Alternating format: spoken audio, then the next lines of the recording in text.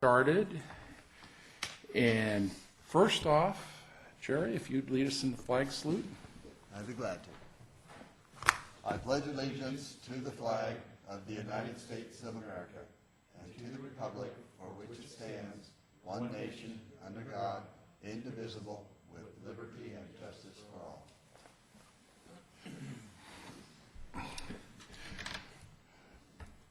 all. Okay, roll call. Mr. Denio. Here. Mr. Brentnall. Yes. Mr. Johnson, absent. Mr. Crabb, absent. Mr. Gray, absent. Mr. Moss. Here. Mr. Sevison. Yes. Okay, we have a quorum. Okay, we'll have our report from our acting planning director, EJ.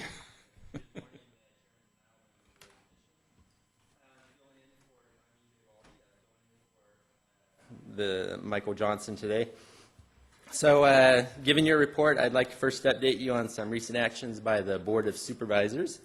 At the October 20th hearing, the Board of Supervisors took action to approve the CMEX Patterson Sand and Gravel Mine expansion. This involved the rezoning of certain properties within the project site outside of the mining area back to the original farm zone district. The board also approved a request to continue the Enclave at Granite Bay project to an open date as the project pursues a land use change through the Granite Bay Community Plan update process. There was also a meeting at the Board of Supervisors on November 3rd. At that meeting, Supervisors Geigler and Wygant provided the board with a final update on the status of the Placer County Conservation Plan ad hoc committee deliberations.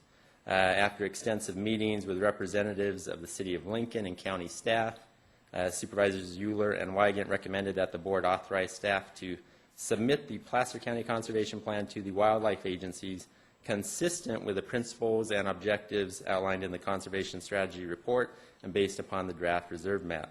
What the board did is unanimously voted to adopt staff recommendations with a modification to have staff review and bring back options as it relates to including District 5 into Phase 1 of the Conservation Plan while being considerate of the time constraints. As far as upcoming Planning Commission hearings, there will be a meeting on December 10th. Tentatively scheduled so far is an extension of time for a ski lift up at North Star. There's also the Forest Hill Heights subdivision and Phase 2 of the Hidden Falls Park. And other news, the last news I have, we have 2 county employees that will be retiring in December. Gina Langford, the county's environmental coordinator, and also Bob Martino, the county's chief building official. There will be a joint retirement party, which you have a flyer up there in front of you for both Gina and Bob from 3 to 5 on December 10th, and that will follow your Planning Commission hearing that day.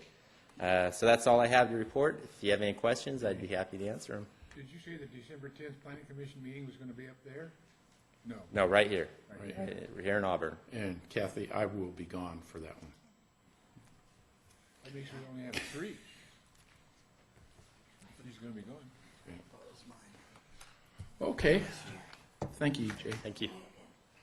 Okay, at this time, I'll open it up to the public. If anybody would like to make any comments to the Planning Commission, but it cannot be on the issue before us today.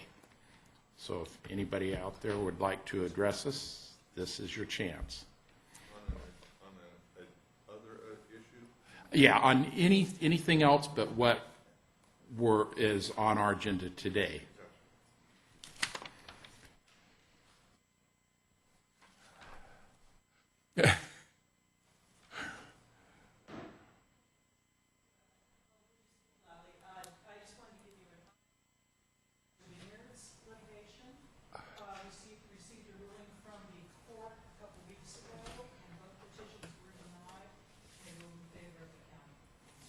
What were the petitions?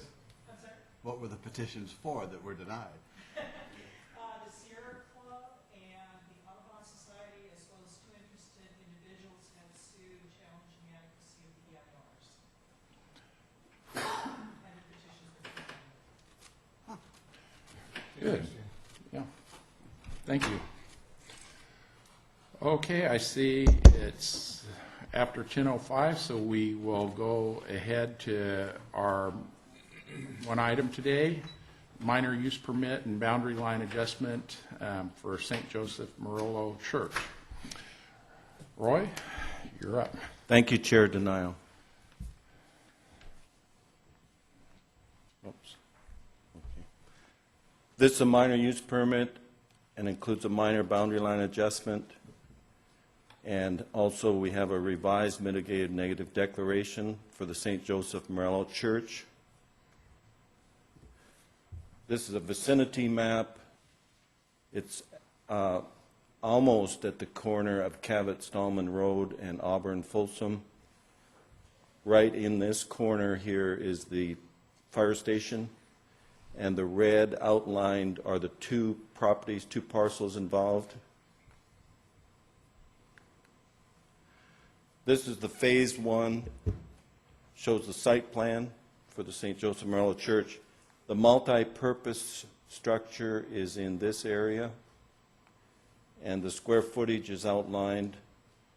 This was also included in the staff report packet for the planning commissioners.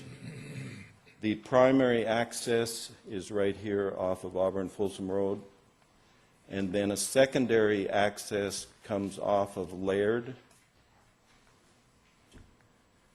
The phase two site plan shows, as well as the multi-purpose structure, is the church in this location. And then also in this area are play fields that would be part of the proposal. This exhibit shows the minor boundary line adjustment, where this area would be transferred to the southern parcel, which would create the 12.8 acre site. And you'd still have the 4.6 acre site here, which is the meets the minimum zone district for the area. This shows the multi-purpose building, proposed California mission style type of architecture, and then the colored elevations for the church are shown in this slide. We have included as part of our, that each of the planning commissioners have, the errata sheet has a couple of proposed changes. And condition number 3 in the minor use permit, 3B, is changing the height of the lights to 18-foot height. It's proposed on the errata. The second proposed change is in condition number 42 with the tree mitigation, adding the words that on-site planting for mitigation trees is allowed. Those two changes. And the consultant, Dave Cook, the consultant for the applicant, will also be proposing some changes that we're not going to go through here with the presentation. And DRC recommends approval. The Planning Commission adopt the revised mitigated negative declaration and approve the minor use permit and the minor boundary line adjustment, subject to the findings and conditions of approval, including the two changes that I've outlined in the errata sheet. And I'd be glad to answer any questions if there are any at this time. Go ahead, Jerry. Roy, to start with, what was the logic behind the change in the height of the lights? I'm not disagreeing with it. I'm just curious what brought this on. In the Granite Bay Community Plan area, the Bayside Church was allowed 18-foot height lighting. So that was a rationale. So you were just looking for consistency between the same application? Yes, and they're in the same Granite Bay Community Plan area. In weighing out the pros and cons of this project, as a commission, we have to consider everything that comes before us, and I am in receipt of 2 letters that seem to address some objection to it. one from Dr. Gary Geigler and another from David and Mindy Molenbrock. Both of them raised questions about adequacy of the environmental quality decisions that have been made in this thing. Have you seen these letters? Yes. Do you have any response to them that the commission can consider when weighing the project? I would like to defer that to county council Okay. response. If our microphone's microphone working, doesn't we'd work. like to hear it. Yeah. Well, part of it is legal, with respect Yes. to application of the standards, and part of it is factual. And, the factual part of it, we have to kind of rely on you to Yes. guide us through it. Well, I could say just briefly, and maybe county council could definitely add to that, that there was a revised mitigated neg deck. Initial study was done. In the front section, page 2 or 3 shows what sections were revised. And the DRC has determined that this is consistent with the Granite Bay Community Plan. It is an allowable land use with a minor use permit. And I have noted in the letter from Mr. Molenbrock, he refers to a conditional use permit being needed, but that is not the case. It is a minor use permit. And a house of worship is allowed in Placer County in any residential zone district throughout the county. That is a decision that was made, I guess you could say, through the Board of Supervisors. God made that. That's been so for a long time. Yeah. And we do have, example is Bayside. We do have a recent one off Old Auburn Road that was actually a single-family residence in a residential zone district that is turned into a house of worship. The other one that's being processed right now is the old fire station on Douglas Boulevard. If you just go east of the Sierra Oak Shopping Center, that abandoned fire station has been sold, and it will become Jewish Synagogue. yeah. And that's residential zoning. Karen has anything to add? My understanding is that staff has looked at all the comments. As noted by Roy, earlier comments were considered with respect to the initial study and mitigated negative declaration. Modifications were made. The conclusion was that there was no need to recirculate that particular mitigated neg deck because there were no significant new impacts, increase in other impacts that necessitated that. My understanding is also the letters that I at least am looking at right now from Dr. Geigler and from Mr. and Mrs. Molenbrook have been considered, and the staff's conclusion that the mitigated neg deck as presented to this commission is adequate. Naturally, the commission, at the conclusion of this hearing, will also need to make a determination as to whether it does find it to be adequate. Okay, so the question for you, given that you have to litigate this, is are you advising the commission that the mitigated negative declaration, in your opinion, meets the requirements of the California Environmental Quality? I am. But I am also saying that after the hearing has been held, that will have to be a determination that's also made by the commission based on whatever evidence might be presented before it. But as far as it stands right now, I find it to be adequate. Thank you. Dr. Highlight also. Go ahead, Roy. Yeah, and I was, maybe just continue that the DRC was recommending approval and adoption of the revised mitigated neg deck. And in the conditions, there is one page specific to the minor boundary line adjustment conditions. They're separate. The first page, I don't know what number that is, if the pages are numbered, if you have that. And then all the other conditions are attached to the minor use permit. So we've separated it between the minor boundary line adjustment and the minor use permit. It's page 55 in your packet.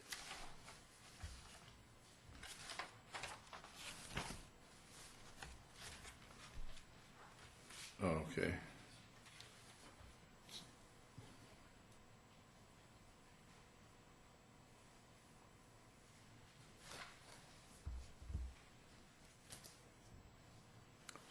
Yeah. There's your trail easement right there. Yeah. Okay. At this time, if the applicant would like to come up and address us, Dave? Good morning, Chairman Denial, members of the commission. Thank you for hearing this today. I'm Dave Cook with the RCH Group, and on behalf of the Sacramento Diocese and the St. Joseph Merrill Parish, here today to request your approval of this project. We have with us today Father Arnold, the pastor of the church, also the chairs of our building committee and the parish council, as well as members of our professional design and development team. So they're all available to answer questions that you may have, which go beyond my scope. Staff has done a very good job outlining the project here today, and so I'm simply going to provide background information and provide additional detail as necessary, and again, be happy to answer any questions you might have. It's been a fairly long process so far. The parish put in their first application on this church in August of 2006. And they were hopeful at that time, and of course different economic times then, they were hopeful to be well underway, well before now with this church. Since that time, the application before you today reflects a great deal of modification as a result of community and some agency feedback that we've both received as well as facilitated or brought out in our outreach program and outreach effort with some of the community.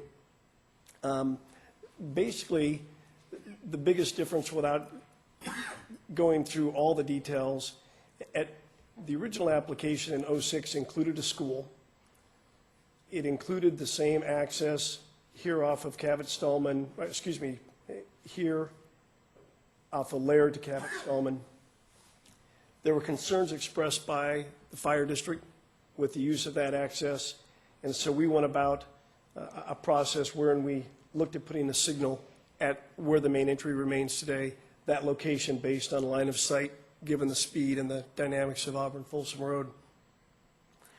With concerns from the fire district, and then with one of our first meetings with the neighborhood across the street, Hidden Valley Owners Association, additional concerns were raised regarding the proposed school and the traffic that would be related to that.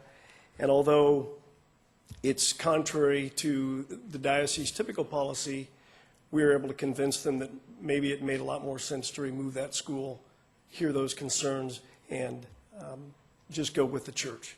And so that's what we've done. We also met with residents in Shelbourne, which is a community just to the south here, one parcel removed, as well as neighbors to the north and the west. We facilitated those meetings separately.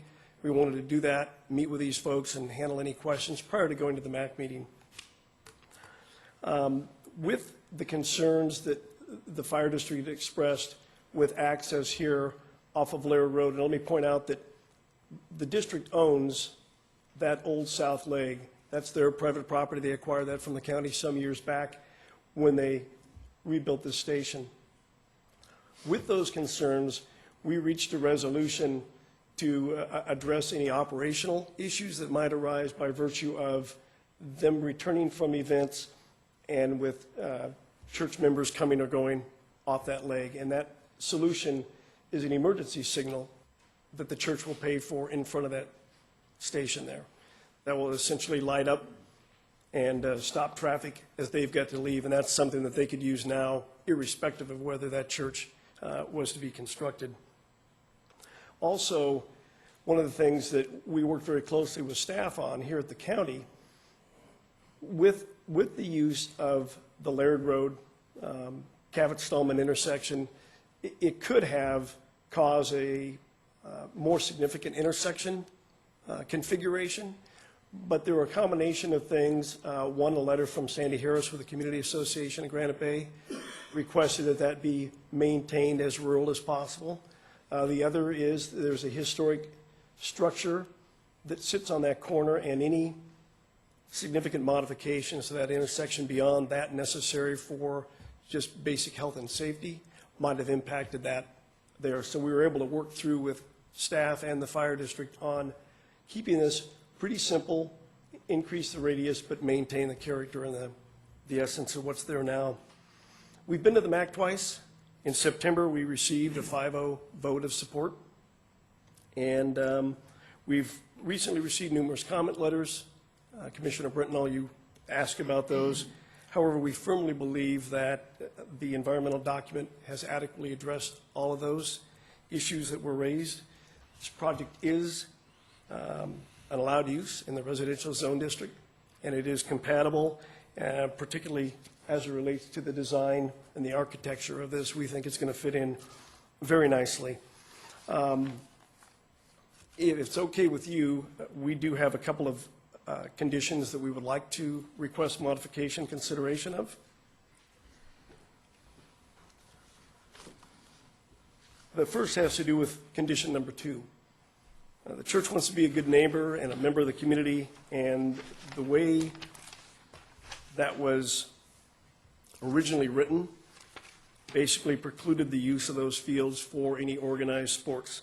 Although the primary intent when those fields get built, and by the way, they will sit on top of basically stormwater retention facilities in that southwest corner. When they get built, they will be primarily for parishioners, but many of those might have kids in Little League or in soccer, and we have a shortage of fields in Granite Bay, so it would be nice to be able to allow that use. So we would propose that condition 2 be modified to read, recreation fields may be utilized for church and community functions, comma, organized tournaments and events, i.e. Little League, soccer, football, etc., but shall not be lighted. And I'm happy to, I could walk through all these, or if we want to take them one at a time, I'll leave that up to you. What do you think? Let's walk through them one at a time. Should we take them one at a time? Yeah. Go ahead and go through them. First question I have, Dave, is does staff have the language that you're proposing in their hands yet? Yes, they do. Because, as I get older, I'm not going to remember hardly the first sentence, much less all of these you're going to give us. They do have these.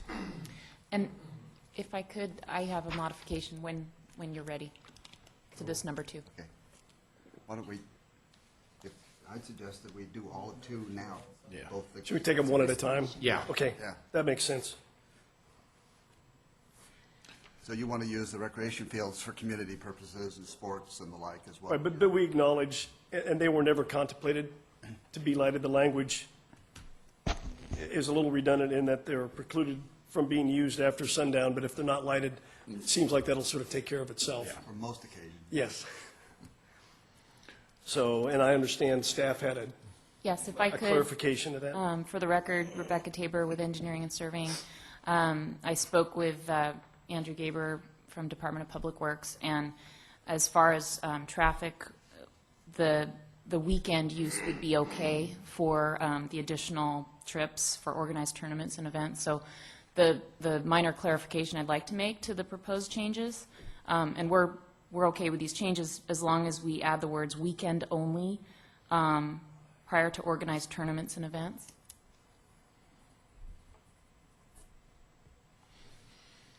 And we have no problem with that. We understand the clarification and. I don't understand the clarification. Why would you want to limit organized events to just weekends? Part of the reason that the school facility that was eliminated from the project is that the traffic during the PM peak hours, weekday PM peak hours, was pretty significant. The level of service was unacceptable, and that caused more mitigation measures. So we've studied the trips during the PM peak, so we know there's a problem during that time. The weekends, however, it's okay. It functions with the church use. It would function with the tournaments and events. What is an organized sports activity? Is that where 2 Little League teams play each other? In his example, he's talked about Little League, soccer, football, tournaments and events. All of that Soccer stuff. games, games. Yeah. One of the problems we have as a commission is we have to balance the interests of the community which wants more and more of these type facilities against traffic. If we were to allow these type of activities during the week, what would the level of service be on Auburn Folsom Road there? Would it bring it down to F, or are we still looking at variations on C? I think we're going to have somebody from the Department of Public Works help out here. Thank you. Andrew Geigler from Public Works. The concern is that if you're having an organized tournament, meaning that you're having 5, 10 teams come up for a day-long tournament, we want those to be on the weekend, where if we're just having a couple of teams that are out practicing on a weekday, that's fine. It's these big, large, organized events. They need to be held on the weekend. What about those things that are in between, where the local Granite Bay Little League team has Team A versus Team B, and today they'll be playing over at the field at St. Joseph's? Is that an organized event that would be prohibited under the terms that we've provided? We need to look at the language, but After rush hours, you know, if it was something after that. Well, yeah, maybe. I'm sorry, go ahead. two things. One is that, yes, as long as the traffic is there prior to the 4 to 6 period, and again, with the fields closing at dark, that's going to take care of a lot of that problem. Except in the summer. Except during the summer, and then typically your traffic traffic volumes in the summer are less because you don't have schools in session. And so again, if you have something like that during the summer, it's not that bad during the weekdays. But it's these large tournaments where you're going to have, like I said, 7, 8 soccer teams or softball teams show up. That's where we tend to have, a lot of parents come that are going to watch and everything else, and that's where the traffic issues. What a two-team limitation then, during the week and multi-teams on the weekend? Or if it was just out, if it was something, if it was conditioned outside of peak rush hour traffic, AM, PM. I think we're planning for the non-event. How often do you have multi-team soccer tournaments on a weekday? I mean, that's a weekend even. Or on a single field. Yeah, if I mean, may. So I think we're creating conditions for the non-event. Actually, I agree with you, Jeff, but I'm thinking that I want to make sure that the Little League example that I gave, where the two teams are playing each other as a part of a routine rotation, can use your facilities during the week. And I don't want this condition to come back and somebody come waving it in your face and saying, no, look, organized sports are prohibited. And that's what will happen if we don't get specific. And I appreciate that clarification. The church would like to be a good neighbor, and that's really all they intend to do. I don't imagine that there would be tournaments, but we should more clearly define organized tournaments versus organized teams, just so we don't have that situation. The intent is simply to allow games to be played there. If it is a tournament, that would either be weekend only or a special event permit would be required, if for whatever reason that ever took place. Weekends and holidays, too. Yeah, I guess maybe we should come back to that. I have to think about that a bit, exactly how to phrase that, so that we can allow those type of things and yet protect the church as well. Yeah. Does staff or county council have suggested language that might meet our objective here? No, the microphone doesn't work either. Okay, well, we can circle Let's back come around. back to that. Yeah. Right. My concern here is, we have a condition that was offered up late. The proposal by staff is consistent with the analysis that was done within the mitigated neg deck. If we start tampering with that, we may have to go back and make sure that the traffic analysis is adequate if we are leaving it wide open for tournaments any time of the day. And what I'm hearing from staff is they're not certain, or what I'm hearing from staff is the analysis may or may not support that. We don't know. So I think what's been offered up, which the applicant is willing to accept, about weekend-only tournaments, I'm hearing from staff, is consistent and would be within the traffic analysis that's been done today. But the use of the fields by organized sports per se is not necessarily inconsistent with the mitigated negative deck and the analysis as I look at it. What we're discussing here is what was intended by that analysis. Where does the number of cars roll over? How can we further define it so as to make it specific to that application without having to get further into the mitigated negative deck? Nobody's disagreeing with the concept of a tournament, But what we're arguing about is what is a tournament? Because somebody will come over with this in hand who's disgruntled and will make an issue out of it. And poor Dave Cook or the other parents out there with their little kids will be standing there with their jaws down, not knowing what to say. So now is the time to try to clarify it. Might I suggest that we take the parenthetical statement of Little League, football, et cetera, include that following the church and community functions, and then the weekends only for organized tournaments and events? To me, that makes it more clear and meets the intent of what the church is trying to accomplish here as a good neighbor. How many, I'm sorry. Oh, I was just going to say add also holidays to the weekends, because sometimes you have like a 3-day Good point. weekend, and you do 3-day tournaments and Veterans stuff, Day. and yeah, 3rd of July. and that way. How many fields do you have planned out there, Dave? Just One, which would be a combination Of baseball soccer with the side. baseball Yeah. overlaid. Yeah, so I mean, we're really, We've got a tournament facility being built here Right. anyway. We've got one soccer field. It's going to be pretty hard to overutilize right. that. But at the same time, I do want staff and county council to be comfortable that we're not overstepping that which was analyzed and mitigated neg deck. We have no desire to open that back up. We want to be consistent with what was covered there. Are you comfortable that the language you proposed would reach that objective? I am if staff is. I think that covers it for us. Dave, while they're thinking over there, when did the Catholic Church acquire this property? At least 10, 12 years ago. Yeah, late 80s. Late 80s? Thank you.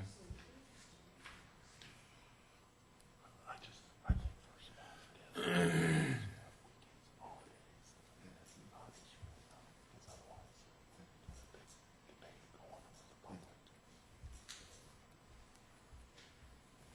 we're trying to protect the church from the asshole.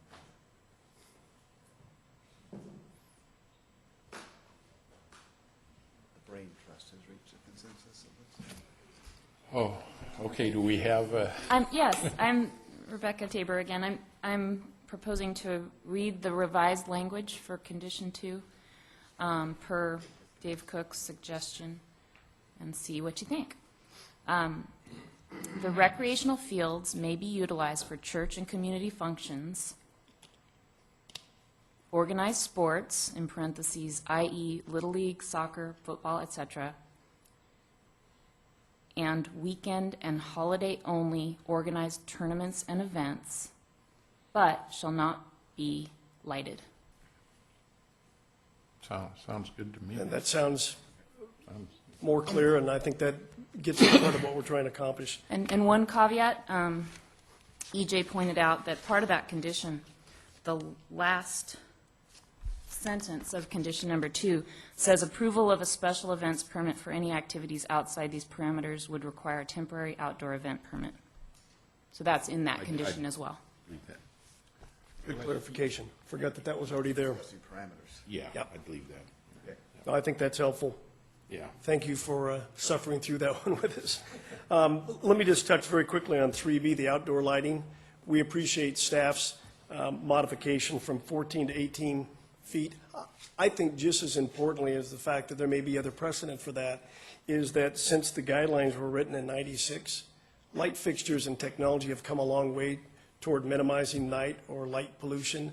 And the fixtures that are proposed here actually will be able to do a good job at 18. The numbers were run, or the photometrics were done at 25 feet, but 18 will work. It'll be more energy efficient if you go with fewer fixtures, because obviously the lower you go, the more fixtures you need.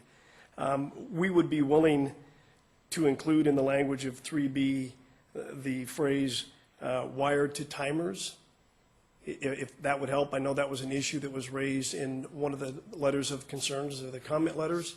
It's a fairly standard practice anyway from an energy efficiency standpoint. I think that's a code requirement.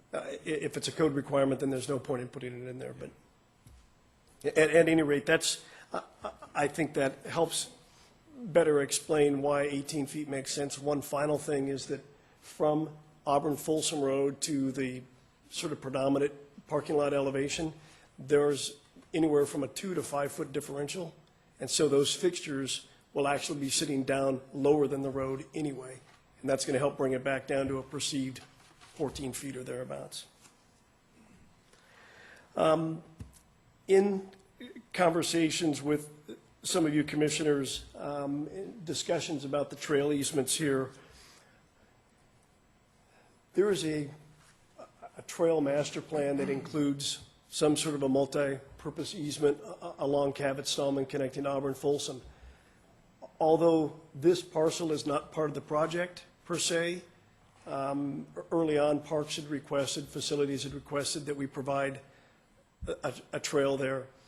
It wouldn't be appropriate given the fact that we're not doing any frontage improvements and that's not included, but at the same time, we recognize the need to secure easements at a time of entitlement so that we preserve that opportunity for future generations. It may be quite some time before that ever gets connected all the way back to the west, but now's the time to do it. And so we've worked with Andy Fisher in Parks to include in the language of the MVLA a 15-foot or narrower, if necessary, easement along the frontage there. There's also a condition which requires a meandering 15-foot easement over a trail from the main entry to the southern property boundary. And in some follow-up conversations with some of you, the question was raised, well, why not provide connectivity back up here? At one point, as a matter of fact, I think in this, if you look closely at this particular slide, there is a little stub of that trail north of the entry drive, but it ended there because this triangle belongs to the fire district. That sits down in a hole, and there's really no effective way to extend that path back out of there and in front of the station, nor did they really want to have pedestrian traffic. Long story short, we are willing to grant an additional easement both on the project eastern boundary as well as on the eastern boundary of the to-be-created 4.6-acre parcel to help facilitate that future connectivity there. And I've provided staff with the language. I won't bore you reading through it. I think I've explained the intent. I assume staff is comfortable with the language. It may need to be fine-tuned, but in essence, it adds this section to the current conditions as written. Yeah, thanks, Dave. That was a discussion you and I had, and my concern was that people, if we ever do get a path built up there, they don't necessarily want to travel in front of the fire station with baby buggies and walkers and who all knows what. So by going up to Cabot-Stallman and then turning, it makes a slightly longer path, but it is a continuity of the path per se. And the language you proposed is just for the dedication of the easement, not necessarily building the trail, correct? Correct, because the impacts of any construction either of this stretch or here were not included in the environmental analysis. And so at such point as the county is ready to look at constructing that trail, they'd be responsible for any environmental review as well as that construction. Great, thank you for doing that. This section here is part of the project, and that will be constructed with the initial phase. Is it going to be an offer dedication or a dedication It will actually be an easement given? dedication, yeah. Okay. Yep. So the county will have it, And the liability. and the liability. Staff mentioned the tree replacement, or have they? You mentioned Yes, that? on-site. In the errata? Yes, and we appreciate that. We're not certain that we can mitigate all of the oaks removed on site, but we'd like to have that option. It may be a combination of contribution to the tree preservation fund as well as planting some of the oaks on site. Again, with these conditions, as was pointed out, there is one page that has two conditions related to the minor boundary line adjustment. Then all the rest of these have to do with the project. In closing, we believe the church will be a good neighbor. It will be an attractive neighbor. We think the architecture fits in very nicely with this traditional California mission style. And we request that the commission approve the minor use permit and the minor boundary line adjustment, as well as the mitigated neg deck, subject to the findings and the requested modifications to the conditions. So with that, we're happy to answer any questions, and we respectfully request the opportunity to respond to any comments from the public. Okay. Any more questions this time? Okay, thank I you. have one question for Dave. You had earlier mentioned that you were planning to have a school as part of this package, but had removed that because it became an issue. Is that correct? Correct. Is there any merit in including a comment in the conditions here that if a school at some point in the future gets to be part of this package, that the process that will be taking place to do that, so it'll be a minor use permit perhaps, to speak to that? I'm only trying to soften the community a little bit and have them aware that you know, that is still a potential, and maybe it's too bad that it's not happening now. I makes me just a little bit concerned. That's one of the reasons I asked how long they'd owned the property.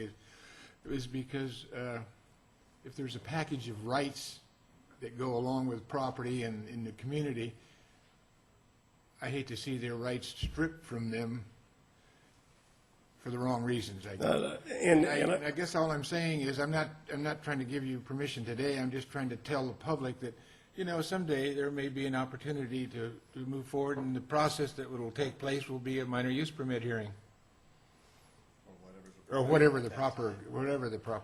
I think EJ. Yeah, if I can add, a minor use permit modification would be required anyway. We'd also have to, you know, revisit the environmental document and determine what additional environmental review would be necessary.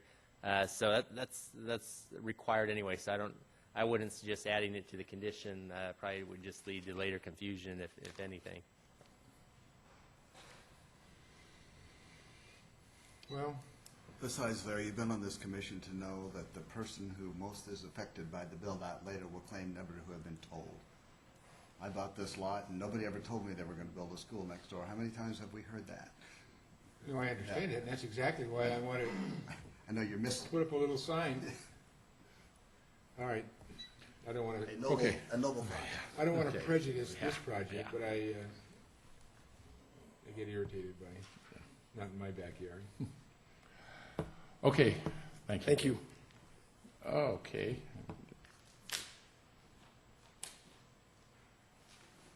Okay. Is there anyone from the public now that would like to address the commission on this issue? Now's your time to stand up and comment to us.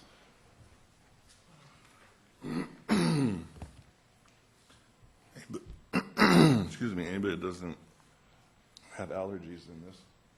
Oh, okay. And if you could give us your name too, sir. I will do that. Okay. Okay. Read aloud.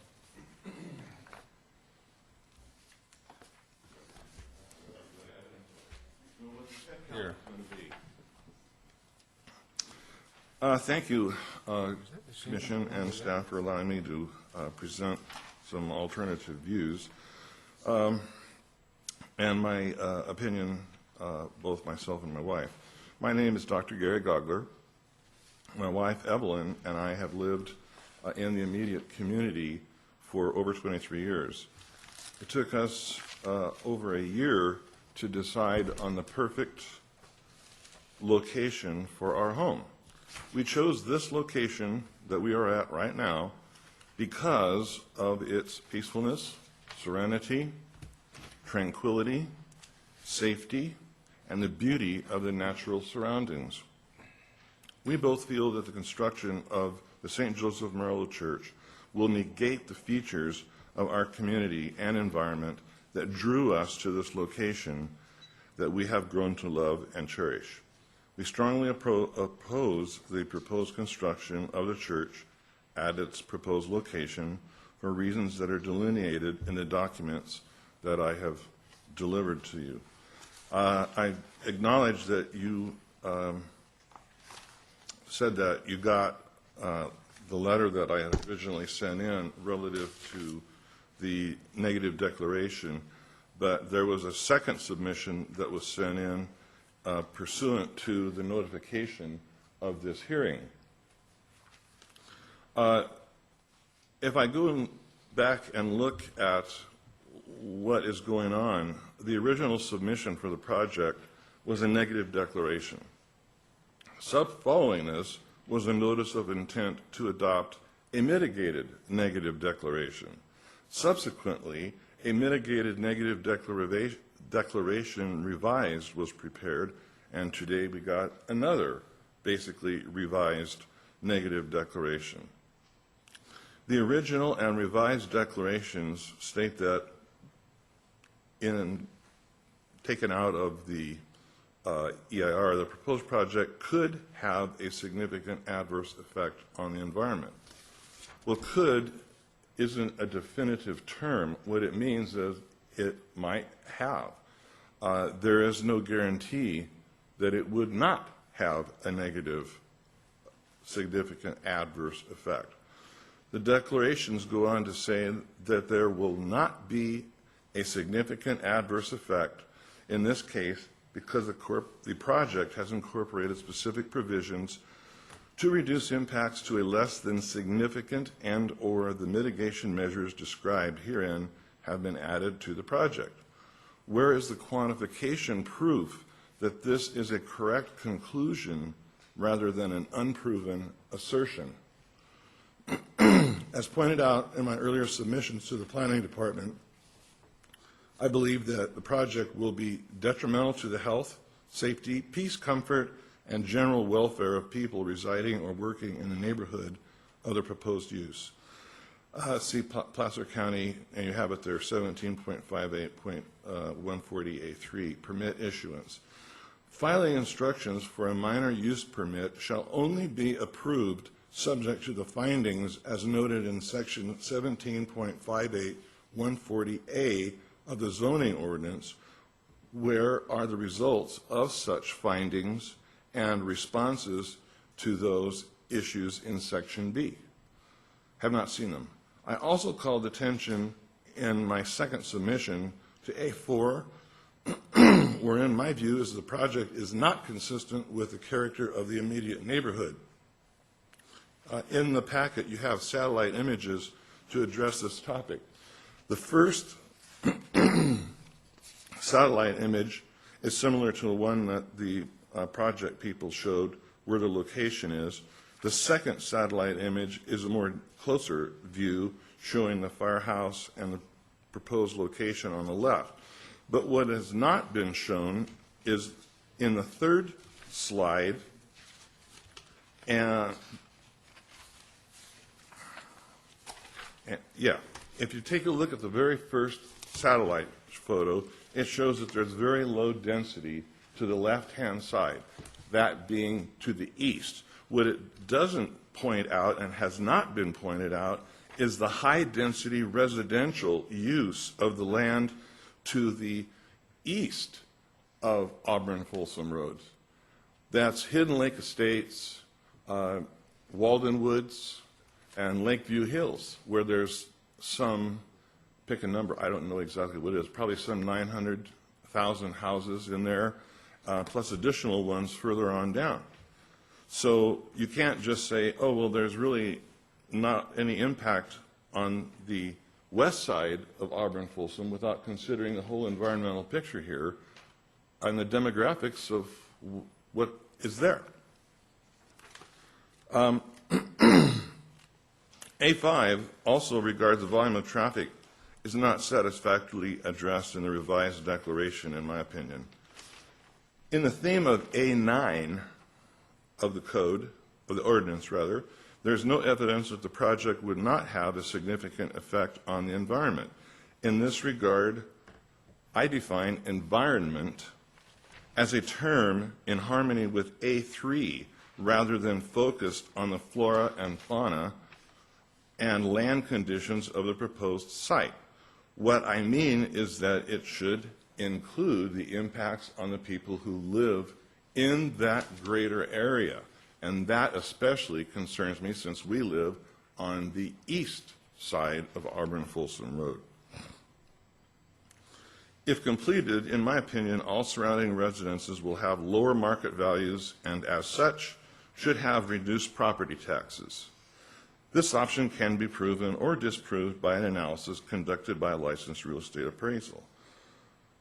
In my opinion, the project serves no common purpose increases undesirable conditions to the surrounding area, and contributes no property tax to the county. Thus, the residents suffer the consequences of the project while the church reaps the benefits of the residential property taxes. The project was deemed as a negative declaration from the beginning. How can 3 negatives equal an approval? My conclusion is that the project would be better suited at an alternate site and location.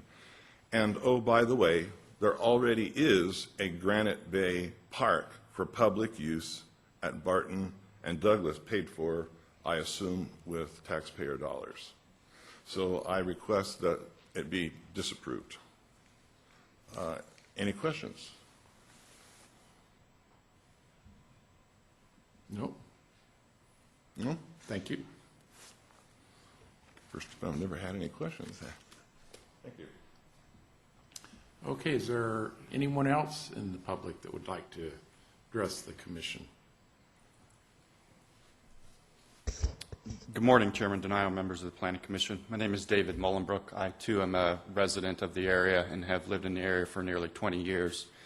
As you're aware, I've submitted letters both to you and to county staff regarding the project as well as the project's environmental documentation. I want to first point out that I'm not opposed to the church. I'm a member of my own church. I believe churches can and are an asset to communities. However, in this particular instance, I feel that this particular church is not consistent with the Granite Bay Community Plan, both in terms of size and scale.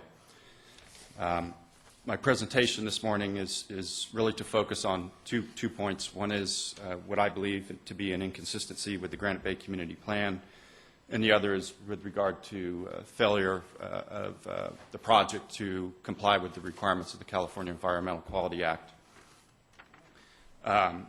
I will let my letter speak to the points on the California Environmental Quality Act.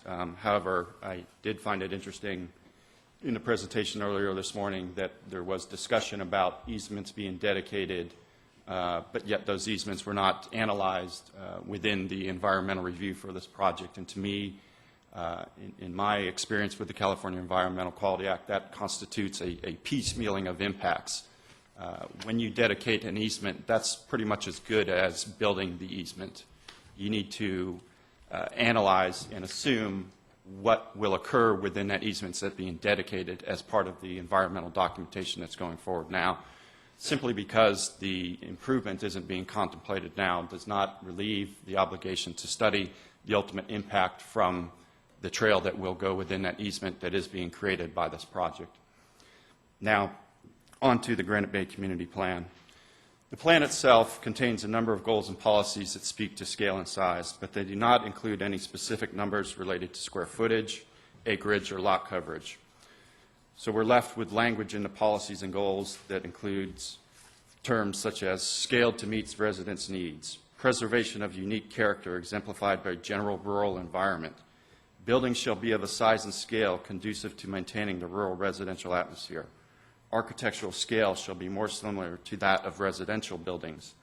Non-residential buildings shall generally be of small or moderate size.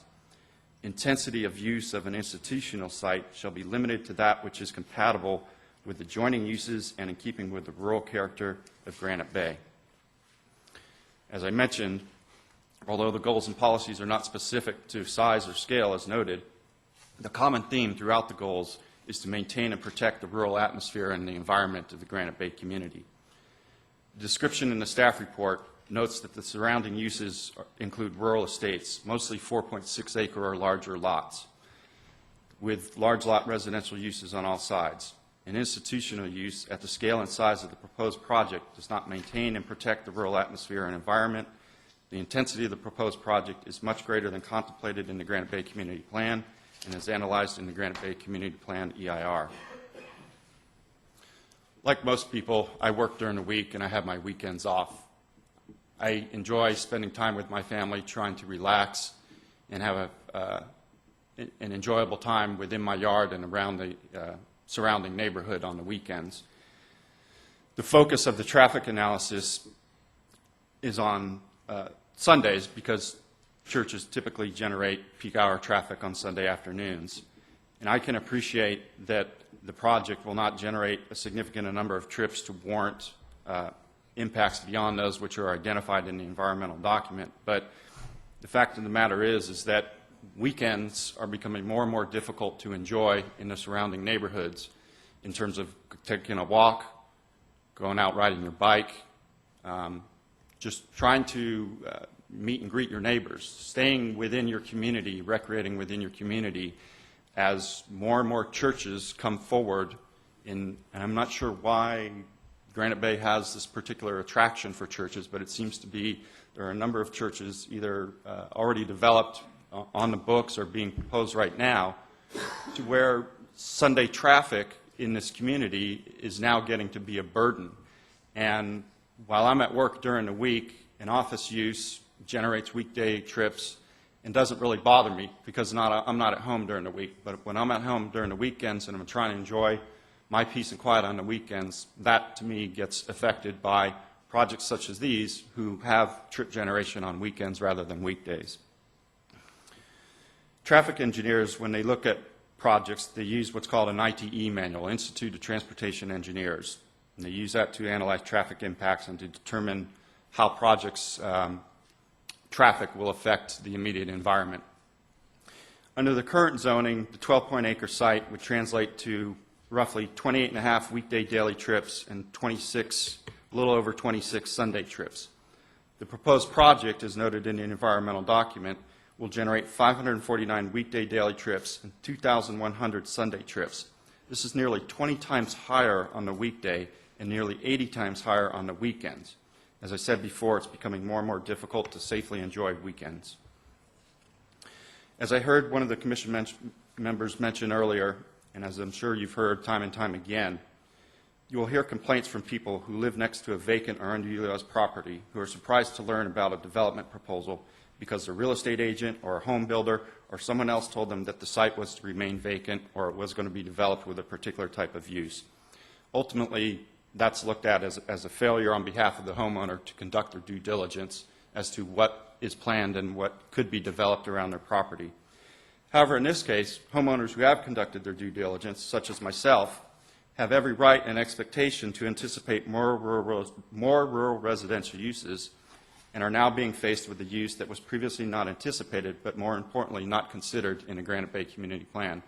And I can appreciate that houses of worship are allowed in any in any zone, but the underlying expectation when people do their due diligence is to somewhat anticipate growth and development according to plan and zoning. That concludes my main points. I did have several questions related to the project. There was some earlier discussion this morning regarding the condition number 2, which described the various extracurricular activities that could occur at the church. The way it was described to me was very broad and open in the sense that it could be weekends, it could be holidays, and then at the end of that discussion, as noted earlier, there was a statement that said activities outside these parameters would require a temporary outdoor event permit. What's not clear to me is, given the breadth and openness of all the permitted activities, what exactly would trigger the use of a special outdoor event permit beyond the items that were discussed this morning in terms related to the use of the recreational fields. So, and secondly, my question related to the parking lot lights. I believe I heard an offer from the applicant to put the lights on a timer. The environmental document notes that the lights will meet rural design guidelines, but my fear and concern, as noted earlier, is the effect of the project on the nighttime sky. In this rural area of Granite Bay, if you look to the west, you can already see the glow of what I believe is primarily the Roseville Auto Mall, but it's also associated with the other urban development that exists in Roseville and points beyond. And so the night sky, to some degree, has already been impacted by that development, and I would appreciate taking the applicant up on their offer to put these timers on the lighting such that the parking lot lights are shut off at some point in the evening. I believe there was some discussion that there was a belief that that was required as part of the code. I'd like clarification if in fact it is, and if it's not required as part of the code, I certainly would request the commission to take the applicant up on their request and to put those lights on timers. With that, my discussion is concluded unless there are any questions. I also request the opportunity to respond to any responses that are made to my comments. Thank you. No. Thank you. Okay, is there anyone else that would like to address? I'm sorry, you didn't request. You got one shot. Okay, seeing no one, Dave, if you have any response or any of your representatives, now's your one chance.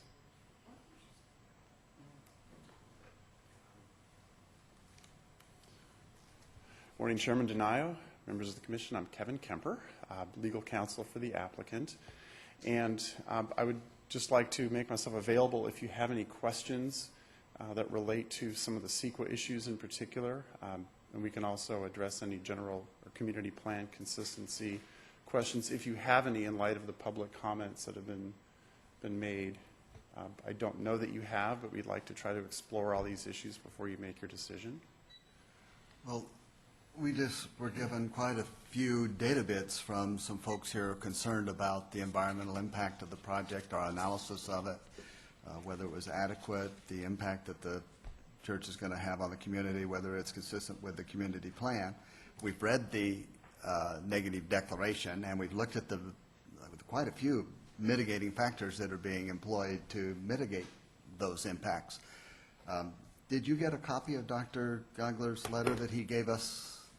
The one he just circulated yes. today, no. We've received the 2 previous letters that he submitted to the county. Would you like to have a copy of it? And maybe I would. the chairman would allow it.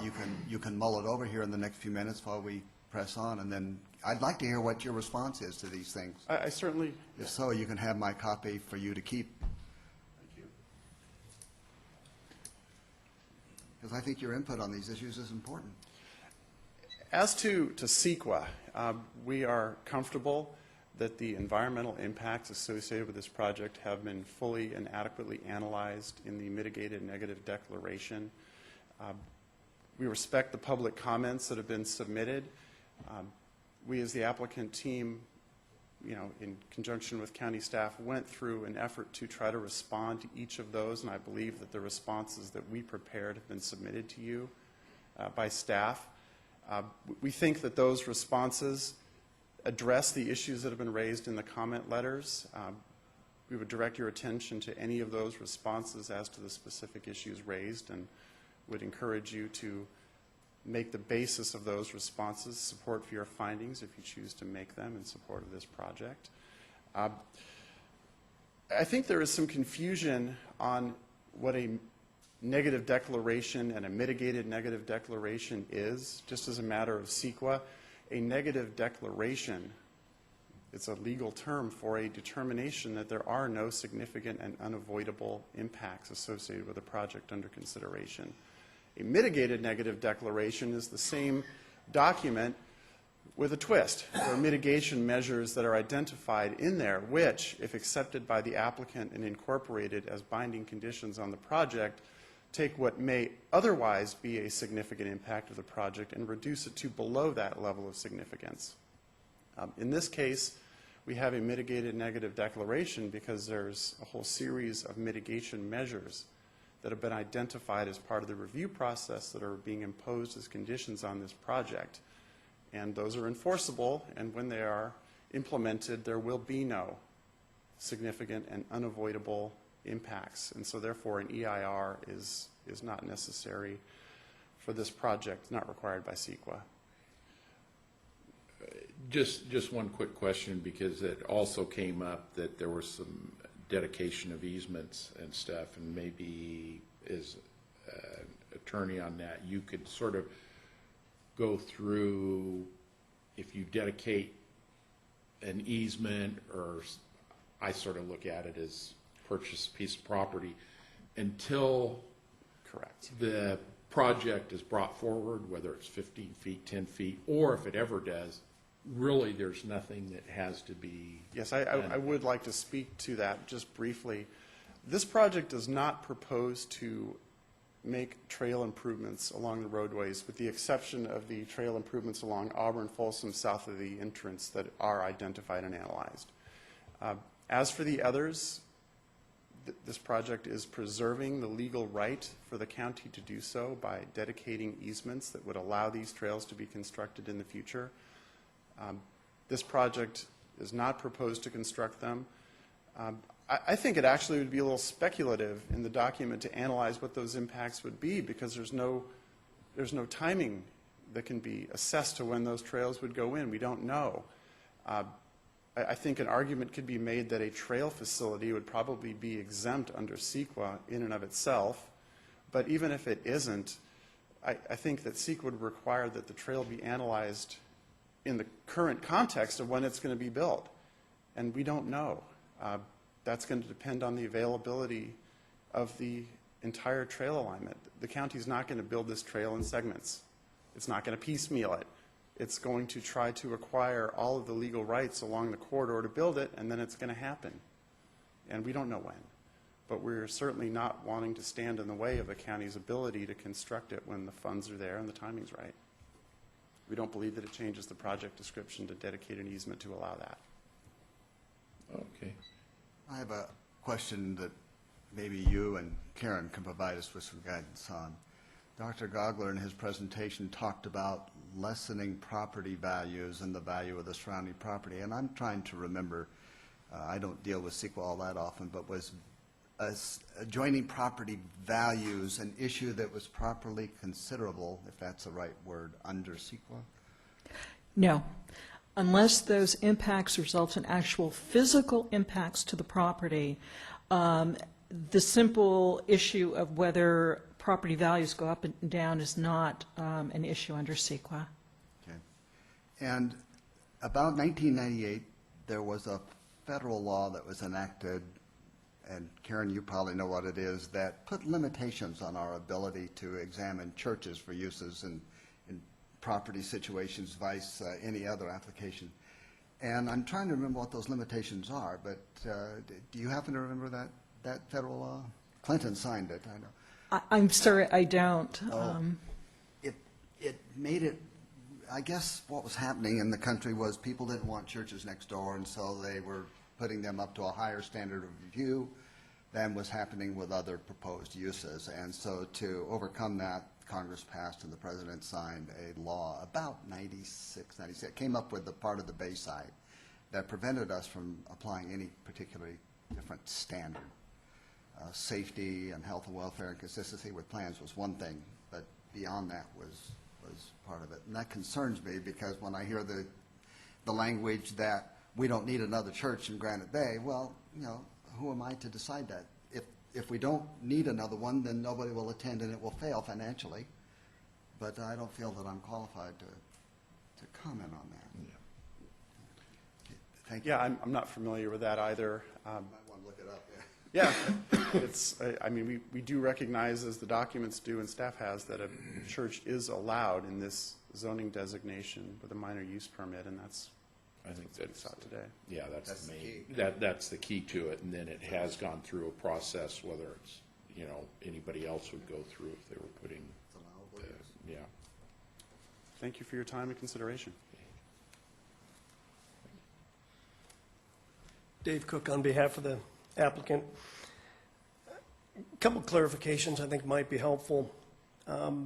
This is a new church, but in fact, it's currently operating and has been for quite some time in Granite Bay, and in two different locations. And so I think what we're going to see, separate from whatever future growth of that parish, is you're simply going to see a shifting of traffic patterns. Currently, they rent from Cabot Junior High at Fuller and Auburn Folsom Road, and that's where they meet on a regular basis. They also have facilities up on Wells Road, and they have evening meetings there. Most of these activities will be relocated and take place at this new facility. So in the context of a new church, that's really a misnomer. It's simply a relocation of existing operations. One quick question. I know the diocese has owned the church, am I correct, since the 80s? Correct. Okay. And there's been some question. We have heard from members of the community that this was a site and a location that was contemplated in the community plan. I've got an old dog-eared copy that I've been through for a variety of projects. I don't recall that, but as was stated, churches, I'm certain, and other institutions such as fire stations and schools were contemplated. Were they identified? In cases where they could be, yes, but not always. They were simply an allowed use within residential zone districts. In terms of the consistency with the community plan or the character of the neighborhood, we've heard discussion of impacts, but impacts outside the normal environmental context, more impacts on our personal lives, our lifestyle. Both these folks have been in the area for quite some time. You guys have heard this. I've been through this multiple times. Change is difficult sometimes. People can't be assumed experts on the zoning law or the community plan, and yet the bottom line is this land use provides for, allows this type of use. Certainly compared to other churches that have been approved, other churches that are in the works, this is minuscule from a scale standpoint. I mentioned before that with this plan, it'll be a good neighbor, it'll be an attractive neighbor. When there was a question raised about the size and scale not being defined in the guidelines, the rural character, it's not very well defined. However, it is in the zoning code fairly clearly covered, and that's in the context of a lot coverage ratio. If this land were developed with the underlying zoning, and you would have 2 or maybe 3 4.6 acre parcels total at the end of the day, the lot coverage ratio for that size lot in the community plan allows up to 35% coverage. Now, I didn't see these aerials, but I'm familiar with projects in and around Granite Bay. I think we've all seen them, where the homes are constructed at a scale and a size of an astounding amount. Just up and around the corner at Auburn Folsom on the left is what I would describe as a Spanish castle. Projects that I've been involved with, we've had homes as large as 15,000 on 2.3 acres. This church at build-out will have a coverage ratio of about 7.5%. And so even though there's concern about the change, I think when you look at what could be allowed here, there's nothing that would prevent this county, this commission, from prohibiting homes the scale such as I've described from occurring if in fact this were utilized at its underlying zoning.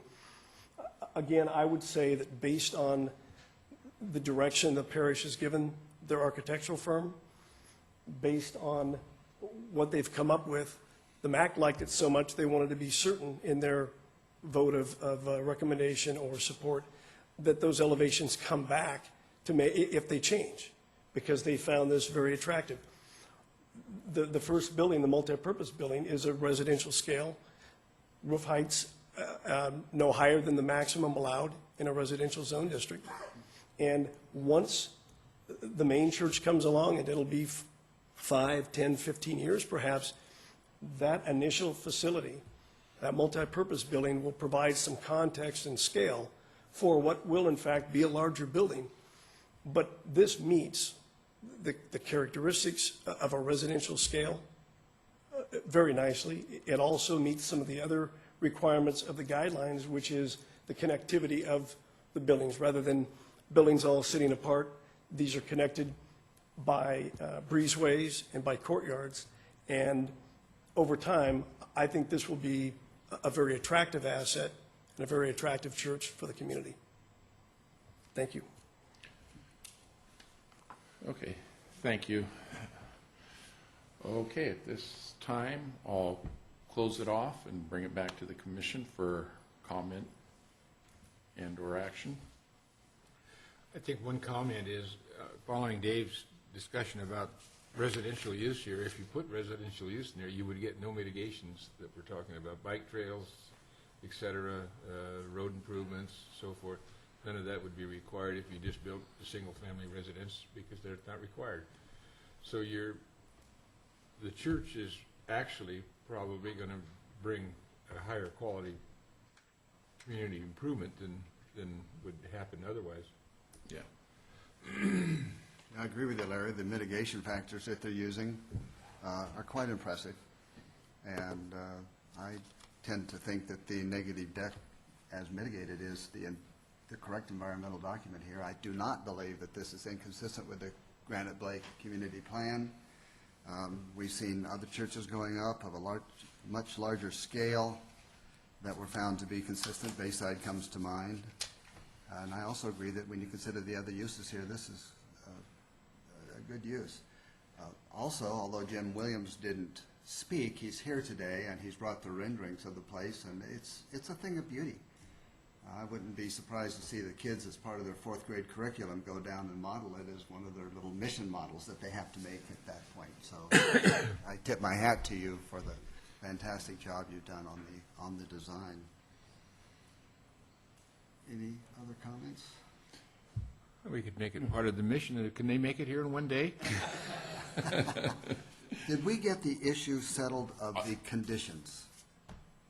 Condition 2, I know we had some final language that Rebecca, you proposed, and That was acceptable. to That was us. acceptable. And what about condition 3B having to do with the timers? There was a question up in the air about whether they were required or whether it would be somewhat redundant.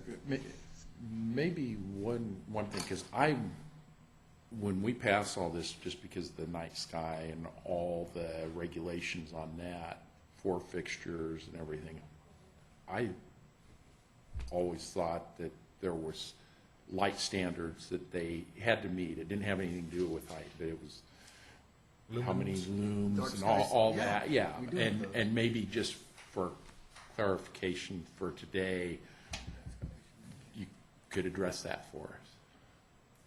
It doesn't say timers, does it? Let me address the lighting. I mean, we'd like to keep things consistent with what's in the Granite Bay Community Plan area right now, and 18-foot height has been permitted in the past. So we're comfortable with that. There's also a comment about wiring the timers. I'm not certain if that's a building requirement or not, but I don't think there's any harm in keeping that language in that condition. Well, I guess my question is, there is a standard for night sky that the county meets, and that's my question, because I know there's a concern out there that county is not, with this, wouldn't be meeting it. I believe there's standard conditioning language as part of this now. I need to refer to it, though, first. Yeah, That's typical. the downward directed lighting, that is part of the standard conditions with respect to no upward glare. Right, and that's the point. I just want to get it on record that If we include a requirement for timers, are we being inconsistent with the other standards that would, by default, apply, I guess is one of the questions I have. Or are we being somewhat redundant?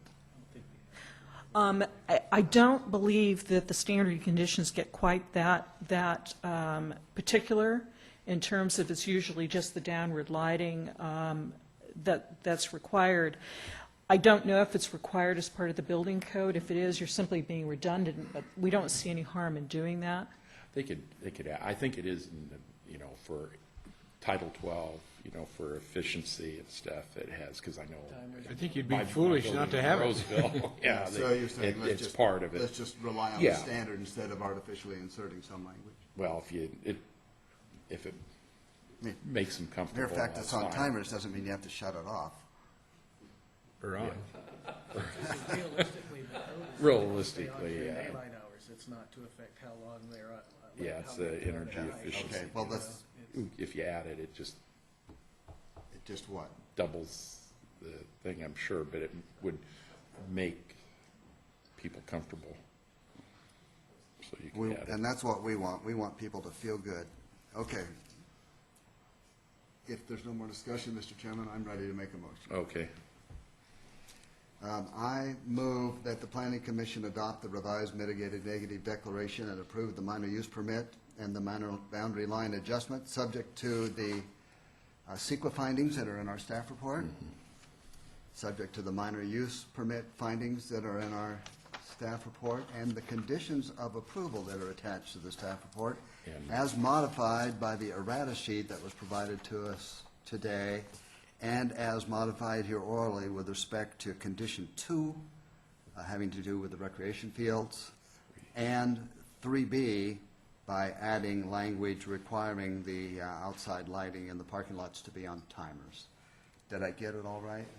I'll second that. Well, don't second it yet. Commissioner Grindall? Yeah, boy.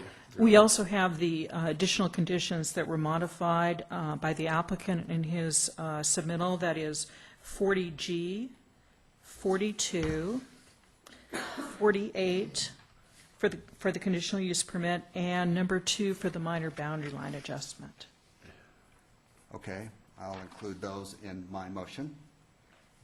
Has it been seconded? Yes. Well, have I missed anything? And I don't like, miss anything? Okay, then I guess period. Second the amendment. Okay, have a motion second. All those in favor, say aye. Aye. Any opposed? Motion carries. If anyone should wish to appeal, the appeal should be filed at the planning department, and time to file appeal is 10 calendar days, and the appeal fee is $495.